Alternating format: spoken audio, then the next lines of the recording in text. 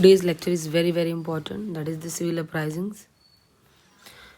And every year, 2 to 3 questions every year, especially in state exams like UPPCs, come from this part. Let's start. First, we know the revolt of 1857, that was the main revolt. But there was some other revolt that happened before revolt of 1857, and that were revolt that happened after the 57. So we will see the both. First, 57 के बाद में कुछ major revolt हुए, उनमें Indigo revolt 1859 to 60, then सन्यासी, ये पहले हुई थी 1763 to 1800, then Santal just before the revolt of 1857, that is 1855-56, then Pabna uprising 1873-76. ये कुछ क्रोनोलॉजी पूछी जाती, please remember year everything. Then indigo. अब हम रिवॉल्ट्स को कुछ जो हुई हैं मेजर उनको डिटेल में देखेंगे. Firstly Indigo revolt. Indigo revolt start हुई थी नदिया डिस्ट्रिक्ट ऑफ वेस्ट बंगाल, और इसके लीडर थे 2 वर्कर्स, दिगंबर विश्वास एंड विष्णु विश्वास. और ये पहले इंडिगो कल्टिवेटर ही रहे थे, बाद में इन्होंने रिवॉल्ट को ऑर्गेनाइज किया. और ये रिवॉल्ट धीरे धीरे और भी जगहों पे फैल गई, जैसे नदिया, पबना, कुलना, ढाका, मालदा, दिनाजपुर. फिर जो इंटेलेक्ट और इंटेलिजेंट लोग बंगाल के थे वो पब्लिक मीटिंग्स, जर्नल्स, आर्टिकल्स में भी इस इंडिगो रिवोल्ट को पब्लिश करने लग गए. तो इसमें जो हिंदी पेट्रियट न्यूज़पेपर था उसके जो एडिटर थे हरीश चंद्र मुखर्जी, इन्होंने इसमें मेजर रोल प्ले किया था इसको पॉपुलराइज करने में. देन नील दर्पण, दीनबंधु मित्र, इन्होंने भी जितनी भी एट्रोसिटीज़ हुई थी इंडिगो प्लांटर्स के साथ में उनको भी अच्छे से पब्लिश किया था. देन बंकिम चंद्र चटर्जी ने इसी टाइम पे फेमस बुक लिखी थी नॉवल आनंद मत. उसी में एक सॉन्ग था वंदे मातरम जो इसी टाइम से पॉपुलर हुआ. देन कांग्रेस ने इस वंदे मातरम को सबसे पहले कब गाया अपने कौन सा सेशन, वो था सेशन कोलकाता का 1896 वाला. देन वहाबी मूवमेंट कंटिन्यू हुआ था 4 to 7 decade of 19th century. ये अगेंस्ट द ब्रिटिशर्स था, और इसके जो प्रोपोनेंट थे मेन सैयद अहमद बरेलवी ऑफ रायबरेली थे. ये इंस्पायर थे अब्दुल वहाब ऑफ अरब, लेकिन इंडिया में मेनली ये इंस्पायर्ड थे किससे, शाह वलीउल्लाह ऑफ दिल्ली. और ये जो था मूवमेंट ये बाद में स्प्रेड हो गया नॉर्थ फ्रंटियर प्रोविंसेस में, बंगाल में, बिहार, काबुल, सेंट्रल प्रोविंस में. और बाद में इन्होंने पेशावर को भी थोड़े टाइम के लिए कैप्चर कर लिया. लेकिन जो ये थे शाह वलीउल्लाह इनसे तो इंस्पायर्ड थे, लेकिन जो बाद में सैयद अहमद बरेलवी थे इनकी डेथ हो गई थी इन दी बैटल ऑफ बालकोट इन 1831. इन्होंने कुछ अपने नाम पे कॉइन्स भी चलाए थे पेशावर में. बाद में ये जब उनकी डेथ हो गई उसके सैयद अहमद बरेलवी की उसको हमने पटना भी एक इम्पॉर्टेंट सेंटर बन गया after his death for this revolt, for this movement. इसके और भी लीडर्स रहे हैं, उसमें मौलवी कासिम, विलायत अली, इनायत अली, अहमदुल्ला, ये भी रहे हैं. फिर पटना के बाद में और भी ये फेमस हुआ, और इसकी ब्रांच बनी कहाँ, हैदराबाद, मद्रास, बंगाल, यूपी एंड बॉम्बे. अब हम आते हैं कूका मूवमेंट पे. कूका मूवमेंट वहाबी मूवमेंट से सिमिलर था, क्योंकि बोथ जो है वो मूवमेंट वो स्टार्ट हुए थे एज ए रिलीजियस मूवमेंट और ख़त्म हुए थे एज ए पॉलिटिकल मूवमेंट. और इनका गोल भी कॉमन था कि अंग्रेज़ों को इंडिया से भगाना है. 1840s की टाइमिंग में भगत जवाहरलाल थे, उन्होंने इस मूवमेंट को स्टार्ट किया था इन वेस्टर्न पंजाब, और इनको हम सियान साहब के नाम से भी जानते थे. इसका मेन मोटिव था इस मूवमेंट का कि जो सिख रिलीजन है उसको सारे सुपरस्टिशन और जितने भी एविल प्रैक्टिसेस हैं उनसे मुक्ति दिलाना और इस रिलीजन को प्योर करना. 1872 में ये जो मूवमेंट था इसके लीडर बनते हैं राम सिंह. हालांकि राम सिंह को बाद में पकड़ के रंगून भेज दिया जाता है और उनकी वहाँ 1885 में डेथ हो जाती है। देन एक पागलपंथ, ये एक सेमी रिलीजियस ग्रुप बनता है बाय दी करीम और करम शाह। ये ट्राइबल पीजेंट होते हैं, अपने आप को ऑर्गेनाइज करते हैं under the son of Karam Shah, his name is Tipu. और इनका मेन जो एम होता है to fight the operations of the zamindar. ये शेरपुर जो जगह थी उसको भी कैप्चर कर लेते हैं, कुछ अपनी पावर्स को भी सवेगन वे से ये एक्सरसाइज करने लगते हैं, लाइक अपॉइंटिंग द जज, मजिस्ट्रेट एंड कलेक्टर। ठीक है। देन आता है फरेजी मूवमेंट। ये मुस्लिम सेक्ट के जो फॉलोवर थे हाजी शरीयतुल्लाह और फरीदपुर इन ईस्टर्न बंगाल, उन्होंने इसको फाउंड किया था। ये एडवोकेट करते थे radical religious, social and political changes को, कि ये सारे चेंजेस होने चाहिए। जो शरीयतुल्लाह थे उनके बेटे थे दद्दू मियाँ। बाद में इन्होंने ऑर्गेनाइज किया अपने फॉलोअर्स के साथ इसको और स्ट्रांगली, कि ताकि फिर मोटिव इसका बन गया था इस वाले मूवमेंट का कि अंग्रेज़ों को ही बंगाल से हटाना है, भगाना है। और ये मूवमेंट कंटिन्यू हुआ 1818 से लेके 1862 AD तक, काफ़ी लंबा चला। एट द एंड में जो फॉलोअर्स थे वहाबी इसके फरेजी मूवमेंट के, ये वहाबी मूवमेंट में मर्ज हो गए थे इन एट लास्ट में। ठीक है, ये एंड था इस मूवमेंट का। देन वेलेजली 1805 में कंपेल करते हैं महाराजा ऑफ त्रवणकोर, केरला के महाराजा को, कि वो सब्सिडी रिलायंस को एक्सेप्ट कर लें। अंडर प्रेशर होके वो उसको एक्सेप्ट तो कर लेते हैं, but he was not happy with the terms of the subsidiary alliance. So as a result जो दीवान होते हैं वहाँ के वेलुथम्पी, वो उनको सपोर्ट मिलता है नायर बटालियन का, और उसके साथ मिलके वो रिवॉल्ट कर देते हैं, ये यहाँ वाले। ठीक है, इतना ही है। देन रमोसी ट्राइब होती है, ये भी एक छोटी सी रिवॉल्ट अपने एरिया में ऑर्गेनाइज करते हैं against the Vasudev Balwant Phadke in 1845 to 83 के बीच में।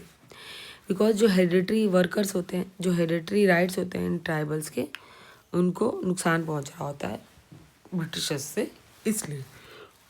देन गडकरी ट्राइब जो होते हैं, ये गडकरी ये मराठा फोर्ट्स के हेरिडिटरी वर्कर्स थे during the Maratha era. But जैसे जैसे मराठा जो आर्मी थी वो कमज़ोर पड़ती और इनको एक्सपेल कर दिया जाता आर्मी से, तो ये जो होते हैं ये फेस करने लगते हैं exploitative collection of land revenue, इनसे होने लगता है, बहुत ज़्यादा इनसे रेवेन्यू की डिमांड की जाती है। फिर इन द एंड ये क्या करते हैं, 1844 कोल्हापुर में ये एक रिवॉल्ट को ऑर्गेनाइज कर देते हैं, बिकॉज इनके पास और कोई रास्ता नहीं बचता है। तो ये गडकरी वाली जो रिवॉल्ट थी। देन कोंड ट्राइब कहाँ है मिलती, पहले तो ये पता कर लेते हैं। ये है तमिलनाडु से लेके बंगाल और सेंट्रल इंडिया में इंडिपेंडेंटली प्रेजेंट है। देन जो रिवॉल्ट है वो स्टार्ट होती है 1846 से 1855 AD तक। जो चक्रा बिसोई थे, ये एक यंग किंग होते हैं इनके, वही इस मूवमेंट को लीड करते हैं। बाद में इनसे गुमसर, कालाहांडी और अदर ट्राइब्स जो हैं वो भी इसमें को ज्वाइन करते हैं। इस ट्राइब का मेन जो अपोजिशन होता है कि जो ब्रिटिशर्स होते हैं उन्होंने अबॉलिश कर दिया होता है इनका मेरा सिस्टम। इस सिस्टम के अंदर ये लोग ह्यूमन सेक्रीफाइसेस को की प्रैक्टिस करते होते हैं, और ये क्या करते हैं, जो न्यू टैक्सेस को भी इंट्रोड्यूस करते हैं इन एरियाज़ के। जो जमींदारी सिस्टम होता है इन एरियाज़ में जो लागू होता है वहाँ पे। सो इसके अगेंस्ट में ये गोंड रेविलियन होता है। देन कोल रिवॉल्ट जो है लेड बाय बुद्ध भगत इन छोटा नागपुर एरिया इन 1831-32। ये मूवमेंट कभी रुकता है कभी चलता है, फिर लास्ट में कंटिन्यू रहता है 1848 तक, बाद में फाइनली सप्रेस्ड हो जाता है। देन वगैरह रिवॉल्ट जो होता है बड़ौदा में अगेंस्ट द इंग्लिश, ये होता है 1880 to 1819 के बीच में। देन अब ये क्रोनोलॉजी है कुछ मेन रिवॉल्ट की जो 1857 से पहले हुई थी। बंगाल स्पॉयमेटोनी 1764 वाली। Then sepoy Vellore sepoy mutiny 1806, revolt of Kutch 1819 to 31, Kol revolt 1831 to 32, Santhal revolt 1855 to 56। Then हम कुछ डिटेल्स देखते हैं। संथाल रिवॉल्ट 1855 से 56 के बीच स्टार्ट होती है। इंपॉर्टेंट ट्राइबल रिवॉल्ट होती है जो अगेंस्ट द ब्रिटिशर्स होती है। ये रिवॉल्ट टेक प्लेस होती है दामिनी कोही एरिया में, जो है भागलपुर और राजमहल हिल्स के बीच में। जो मनी लैंडर्स और ब्रिटिशर्स होते हैं वो बहुत ज़्यादा इस एरिया में ट्राइबल्स को एक्सप्लॉइट करने लगते हैं। जो रेवेन्यू इंटरेस्ट और जो इंटरेस्ट रेट होता है वो 550 से लेके 500 टाइम्स तक बढ़ गया होता है। इतना ज़्यादा उनसे वो मांगने लगते हैं। फिर जो रिवॉल्ट होती है ये स्टार्ट होती है, और इसके जो लीडर्स हैं वो मेन होते हैं सिद्धू, कन्हू, चांद, भैरव। ये 4 भाई होते हैं, ठीक है। ये लोग कहते भी हैं कई बार कि हम एक तरीके हम भगवान की तरफ से मतलब लड़ रहे हैं। वो ऐसा कहते हैं कि और हमसे जो लड़ेगा वो एक तरीके से भगवान से लड़ेगा। वो उनका अपना बिलीफ सिस्टम था, ठीक है। 56 तक कंटिन्यू रहती है, बाद में सप्रेस हो जाती है। देन 55 में जो संथाल हैं वो रिवॉल्ट करते हैं भागिनी तालुका और भागलपुर, ठीक है। और जो संथाल थे वो उनको ब्रिटिश आर्मी जो डिफीट करती है, that is led by major बोरो। एट लास्ट जो कमिश्नर ऑफ भागलपुर थे वो ब्राउन एंड मेजर जनरल थे वो लियॉर्ड थे। ये बहुत ही बुरे तरीके से इस रिवॉल्ट को फाइनली सप्रेस कर देते हैं, ठीक है। देन आती है भील रिवॉल्ट। भील कम्युनिटी थी वो रहती थी western coast of Khandesh area. इन्होंने ये रिवॉल्ट स्टार्ट की थी अगेंस्ट द ब्रिटिशर्स इन 1818 से लेके 31 तक। और इस रिवॉल्ट में जो ऑफिशियल्स थे ब्रिटिश वो ब्लेम करते थे पेशवा बाजीराव सेकंड और उनके जो रिप्रेजेंटेटिव थे त्रिम्बकजी डांगलिया को, कि इन्होंने ही एक तरीके से भड़काया है भील को to revolt against the Britishers. But in reality जो एग्रीकल्चर हार्डशिप्स और जो ब्रिटिश रूल को लेके फियर ट्राइबल्स में डेवलप हुआ था, भील रिवॉल्ट उसका नतीजा था, ठीक है। देन 1825 में ये भील रिवॉल्ट की जो लीडरशिप है वो सेवाराम के अंडर चली जाती है और वो रिवॉल्ट को आगे बढ़ाते हैं। देन बाद में ऑब्वियसली ब्रिटिश इसको बहुत अच्छे तरीके से कम्प्लीटली सप्रेस कर देते हैं पूरी तरीके से, और रिवॉल्ट ख़त्म हो जाती है for the second time. Then आती है रंपा रेबिलियन।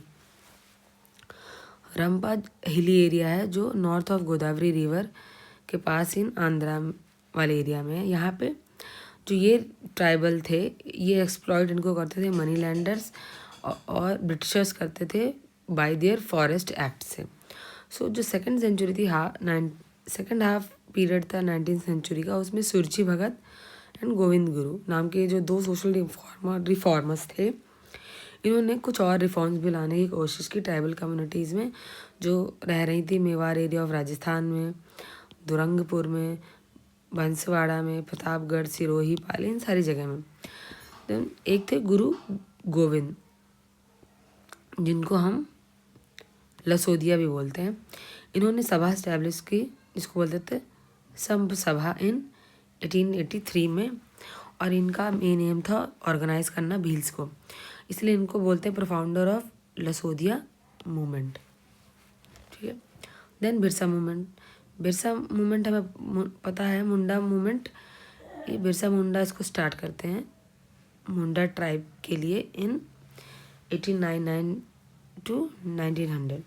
इसमें क्या था, जो मुंडा टाइप थी वो कलेक्टिव फार्मिंग करती थी, वो उनका ट्रेडिशन था जिसे वो फॉलो करते आ रहे थे कई सालों से, सदियों से। लेकिन जैसे ही जो ब्रिटिश गवर्नमेंट थी वो वहाँ पे इंटरफेयर करने लगती है और वो उनके इस ट्रेडिशन को ख़त्म करती है। तो फिर इसी के अगेंस्ट में बिरसा मुंडा रिवॉल्ट स्टार्ट होती है to preserve their traditional farming. इस रिवॉल्ट को सरदारी फाइट भी कहते हैं।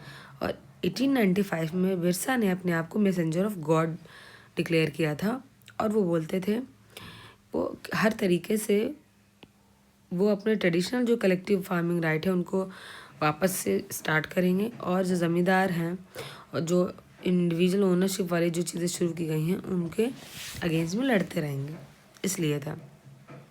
ठीक है।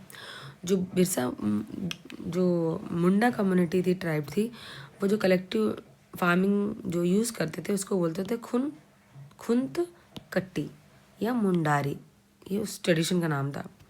देन जो बिरसा मुंडा होते हैं वो इस रिवॉल्ट को बाद में एक रिलीजियस से लेकर पॉलिटिकल मूवमेंट में ट्रांसफॉर्म कर देते हैं, और वो अपने आप को जगत पिता, धरती आबा, ये सारे नाम भी देते हैं। और एक बार कहते भी हैं कि we will fight with non tribals and we will colour this land with red with your blood like a red flag, मतलब पूरी धरती को खून से रंग देंगे तभी वो उससे जीतेंगे, ऐसा कुछ। देन Feb 19 में बिरसा को अरेस्ट कर लिया जाता है, जेल में डाला जाता है, जहाँ जून 19 में उनकी डेथ हो जाती है। फाइनली जो मुंडा रिवॉल्ट है वो फिनिश हो जाती है। और एरिया मेन जो था वो था रांचीपुर और भागलपुर के बीच का एरिया, जो मुंडा रिवॉल्ट के इन्फ्लुएंस में था। और जो बिरसा मुंडा थे वो वन गॉड की वर्शिप को फेवर करते थे, जिसको बोलते थे सिंह बुंगा। देन जो ठक्कर बप्पा थे, ये वर्ड यूज़ होता था आदिवासी के लिए for the Adivasi population. Thakkar Bappa ने आदिवासी के लिए टर्म यूज़ किया, मतलब ट्राइबल्स के लिए आदिवासी टर्म यूज़ किया था, ऐसे समझिए। देन ये कौन थे ठक्कर बप्पा? ये हरिजन सेवक संघ जो गांधी जी का था उसके जनरल सेक्रेटरी रहे थे। देन छोटी छोटी और कुछ रिवॉल्ट आएंगे, जैसे हौज या हो रिवॉल्ट इन 1821 में Santhal sub division of Bihar में स्टार्ट हुआ। खैरवाल ट्राइबल मूवमेंट ये 1874 में स्टार्ट हुआ, led by Bhagirath Manjhi. Then Sundar Rai, इन्होंने थ्रोन मतलब जो था संबलपुर की राजगद्दी पे बैठे थे ये, और इन्होंने भी ब्रिटिशर्स के अगेंस्ट रिवॉल्ट या मूवमेंट स्टार्ट किया। Then Moplah movement very famous 1921 Malabar area में, जहाँ पे जो जमींदार से हिंदूज थे, और ऐसा रिवॉल्ट हुई थी कि जिसमें जो टेनेंट्स हैं वो मुस्लिम हैं, उन पे अत्याचार हो रहा है ये।